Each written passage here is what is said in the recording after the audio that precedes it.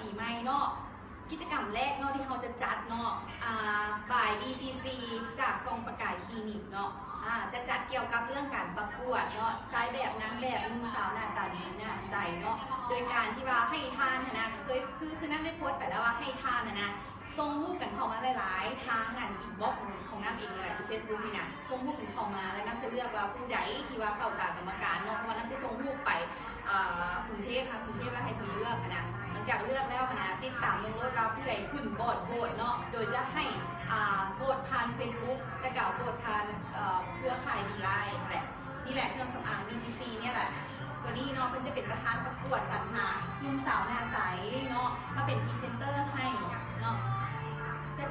เราจะจัดเวทีตามวิธีการประกวดขึ้นนะผู้ว่าอยู่ใส่เนาะเพราะว่าตอนนี้กำลังชอบหาอยู่เนาะกันมาได้แล้วที่ใดเปิดโหวตปุ๊บจะให้โหวตอยู่ภายในเดือนหนึ่งเนาะใครที่ได้คะแนนโหวตหลายพวกนั้นจะเป็นผู้ชนะนะคะเนาะน้ำหอมคิสมีตัวนี้เป็นกลิ่นของ CC Double O เนาะหอมได้ผู้เชื่อมาลองใช้ลดราคาเงาเนาะราคาเพียง50 บาทเนาะหรือว่า15,000 กีบเนาะขายเป็นกีบนะแล้วสบู่วิ่งตัวนี้มูดออกไปถ้าผู้ใดเคยติดตามแล้วนะที่สิพูดว่าตัวนี้ดังแฮงคือเป็นแบรนด์ของคนลาวอีหลีเนาะคือตัวสบู่วิ่งมูสวิ่งเนาะตัวนี้เด้อ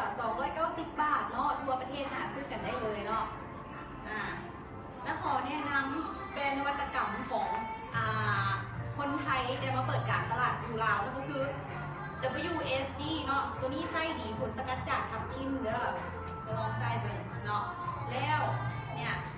ทุกอย่างตัวนี้จะจัดงานประกวดนุ่งสาวหน้าใสใครที่สนใจชมพูกันเข้ามาได้เลยเนาะเริ่มต้นอายุ16 ปีหาเข้า2 ปีเด้อเงินรางวัลมีขวัญใจสร้างภาพขวัญใจซื้อมวลชนเนาะแล้วก็ต่างๆเนาะเขาเช็ดแค่ทำจริงเนาะฝ่ายทรงประกายคลินิกเด้อใครที่แบบปรึกษาเรื่องความงามกับเขากันมาได้เลยทางเงินปรึกษากันได้เนาะเกี่ยวกับเรื่องความงามเนาะว่าจะเป็นเลเซอร์เนาะกดสิวปวดสิวต่างๆนะทางคลินิกเขาว่าแพงเขาเป็นแบบของคนเราช่วยคนเราให้หน้าตาสดใสผมยิ้มเนาะโอเคเห็นของไหมที่แมนอธิบายทุกคนไทยแล้วว่าจะให้คำแต่ประมาณทีนึงจะออกประมาณ3 เชือเนาะให้คำปรึกษาเกี่ยวกับเรื่องความงามเนาะคำปรึกษาเกี่ยวกับฮวงจุ้ยต่างๆโงเฮงต่างๆเนี่ยนะเนาะแต่ว่าโงเฮงนะไม่ได้พานหมอสกายหรอกจะเป็นพานอาจารย์เจกิลีเนาะเป็นศาสตร์ที่ฮวงจุ้ยกันนะเนาะ